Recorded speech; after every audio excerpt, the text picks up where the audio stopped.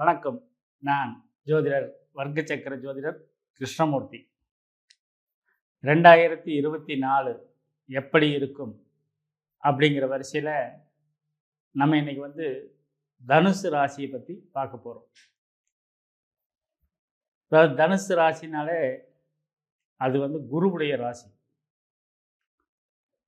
இருக்கிற கிரகங்கள்லேயே முழு சுபர் அப்படின்னு சொல்லக்கூடியவர் இந்த குரு மட்டுமே.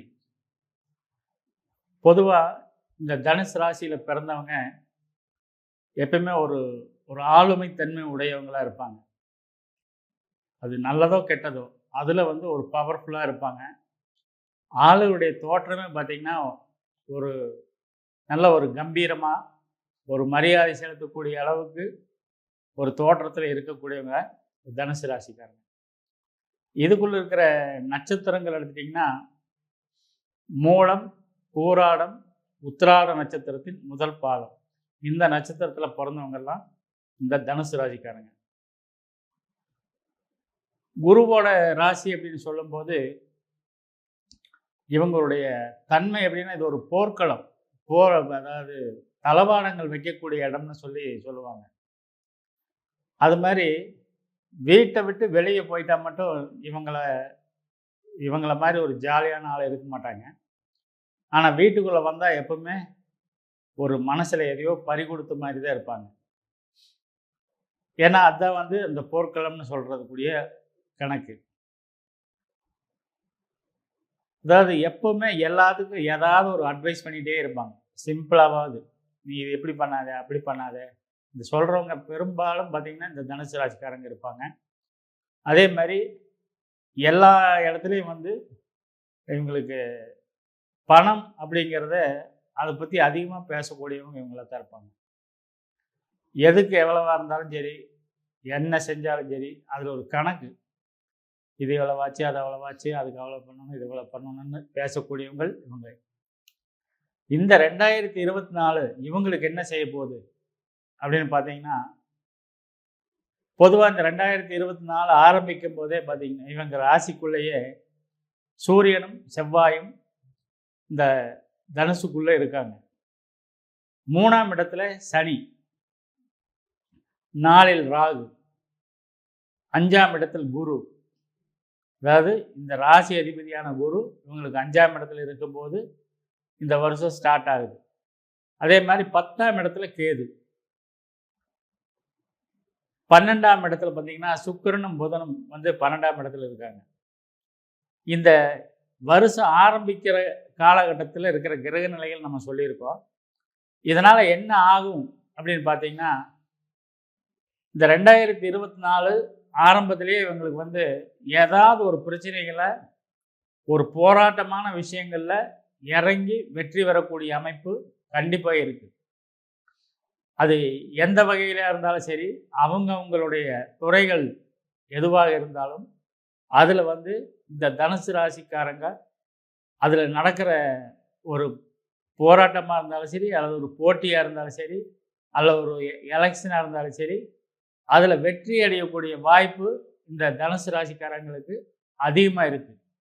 ஏன்னா இவங்களுடைய ராசி அதிபதி குரு அடுத்த 2024 ஏப்ரல் மாதம் வர்ற வரைக்கும் அந்த மேசத்தில் இருந்து இவங்களுடைய 9ஆம் பார்வையாக இவங்களுடைய ராசியை பார்த்துட்டு இருக்கிறாரு. இங்கே சூரியன் செவ்வாய் இருக்கும்போது பெரும்பாலும் இது ஒரு அரசியல் தலைவர்கள் அந்த மாதிரி ஆகிறவங்களுக்கு, இந்த தனுசு ராசியில் இருக்கிறவங்களுக்கு ரொம்ப சப்போர்ட்டபுளாக இருக்குங்கிறதுல எந்த விதமான மாற்றமும் கிடையாது. அதே மாதிரி இவங்களுடைய 2ஆம் அதிபதியான சனி 3ஆம் இடத்துல. சனி 3ல் எப்பவுமே நல்லது. ஏன்னா அது 3ஆம் இடம்ங்கிறது பார்த்திங்கன்னா முயற்சி ஸ்தானம். அதில் என்னென்ன வேலைகள் சனிங்கும் போது அது ஒரு திரைமறைவு வேலைகள் அந்த மாதிரி செஞ்சு இவங்க முன்னேறதுக்கான வாய்ப்புகள். ஆனால் ராகு அப்படிங்கிறது 4ஆம் இடத்துல இருக்கும்போது மனநிலை எப்பவுமே கொஞ்சம் பிரைட்டாக பிரம்மாண்டமாக அதை அப்படி பண்ணிடணும், இது எப்படி பண்ணிடணுங்கிற திட்டங்கள் போடுறதுல இவங்க பெரிய பெரிய திட்டக்காரர்களாக இருப்பாங்க. அதே மாதிரி இவங்களுக்கு ஏதாவது வரவு அப்படிங்கிறது வந்தாலும் எவ்வளோ வந்தாலும் பத்தாது, மனசில் வந்து திருப்தி அடைய மாட்டாங்க. இன்னும் வேணும் இன்னும் வேணுங்கிற ஒரு ஆசை இருந்து கொண்டே இருக்கும். ஏன்னா செலவு அந்த அளவுக்கு 10ஆம் இடத்துல கேது இருந்து இவங்களை செலவுகளை கொண்டு வந்து சேர்த்துறது. இதெல்லாம் வந்து ஒரு ஜனவரி மாதத்தில். அதுக்கு அடுத்தது பார்த்தீங்கன்னா பிப்ரவரி மாதம் வரும்போதே இவங்களுக்கு சூரியன் வந்து 2ஆம் இடத்துக்கு வரும்போது அந்த சம்பந்தப்பட்ட அரசியல் அல்லது அது சார்ந்த விஷயங்கள் மூலமாக வரவுகள் வர்றதுக்கு சின்னதான வரவுகள் வர்றதுக்கு ஆரம்பிக்கிறதும், அதுக்கப்புறம் அதை வந்து ஒரு முறைப்படுத்தி செலவு பண்ணுறதும் இதெல்லாம் நடந்துட்டு இருக்கும். பொதுவாக வந்து இவங்களுக்கு குரு 5ஆம் இடத்துலேருந்து மாறுறதுக்குள்ள இவங்களுடைய நல்ல ஒரு வாய்ப்பை கண்டிப்பாக இவங்க வந்து பிடிச்சி அடைஞ்சிருவாங்க. அதற்கு பின்னால் இவங்களுடைய அதாவது ஜனவரி, பிப்ரவரி, மார்ச், ஏப்ரல் இந்த மாதங்கள்ல எல்லாம் வந்து இவங்க அடுத்த கட்டத்துக்கு போறதுக்கான முயற்சிகளில் பெருமளவு ஈடுபட்டு அதுக்கான அடிப்படை ஆதார வேலைகள் எல்லாம் செஞ்சு வச்சு நல்ல நிலைமைக்கு வருவாங்க. இது வந்து அரசியல்வாதிகள் மட்டும் இல்லை, மற்றபடி சாதாரண மக்களில் எல்லாத்துக்குமே வந்து பார்த்திங்கன்னா திட்டம் போடுறதுக்கான டைமிங் இப்போ ஈஸியாக கிடச்சிட்ருக்கும்.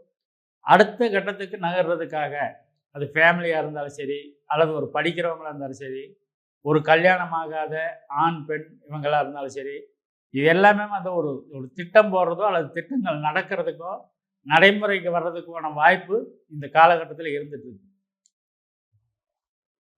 அதனால இந்த தனுசு ராசிக்காரங்களுக்கு 4வது மாதத்துக்கு பின்னால், ஏப்ரலுக்கு பின்னால் மே, ஜூன், ஜூலை இந்த டைம்ல எல்லாம் பார்த்தீங்கன்னா இவங்களுக்கு நிறைய வேலை இருக்கும். அந்த வேலைகளை வந்து அந்த வேலையில் நிறைய கவனம் செலுத்த வேண்டிய காலகட்டம். அதே மாதிரி அடுத்த ஸ்டெப்புக்கு போகிறதுக்கான அடுத்த ஸ்டெப்புக்கு வந்தாச்சு. அடுத்த ஸ்டெப்புக்கு வந்தாச்சு அப்படின்னா டெவலப்மெண்ட்டு கண்டிப்பாக இருக்குது. அதற்கு அடுத்தது இந்த வருஷம் கடைசிக்குள்ளே, அதாவது ஆகஸ்ட்டு, செப்டம்பர், அக்டோபர், நவம்பர் இந்த மாதங்களில் இவங்க என்ன நினச்சாங்களோ அதைய சாதிச்சே தீருவாங்க அப்படிங்கிறத மட்டும் இந்த நேரத்தில் ஒரு விஷயமா சொல்லிக்கிறோம். அதில் வந்து பண செலவு ஒரு பக்கம் இருந்தாலும் கூட வரவு அதற்கு இரட்டிப்பான வரவுகள் இருக்கிறது. அதே மாதிரி இவங்க கைடு பண்ணக்கூடிய விஷயங்கள் அல்லது ஒரு ஃபேக்ட்ரியாக இருந்தாலும் சரி, அல்லது ஒரு அட்வைசராக இவங்க வந்து இருக்கிற இடமெல்லாம் வந்து அங்கே சிறப்படையக்கூடிய வாய்ப்புகளும் இருக்குது.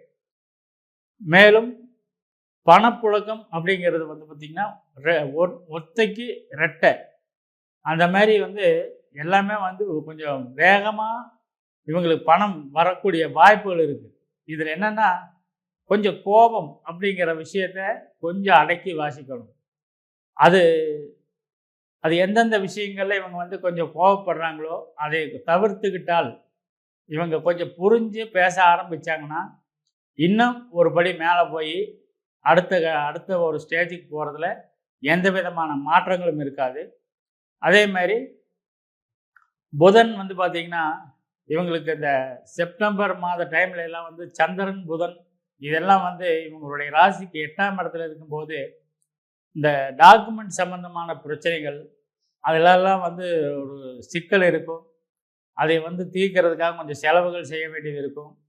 அதே மாதிரி தங்கச்சி அல்லது தம்பி இவங்களுக்கெல்லாம் வந்து ஏதாவது ஒரு வகையில் இவங்கள பண செலவுகள் இருக்கும். சூரியன் வந்து 9ஆம் இடத்துக்கு வர்றதுனால இது எல்லா பிரச்சனைகளும் உங்களுக்கு சால்வ் ஆகக்கூடிய வாய்ப்புகளும் இருக்கும்.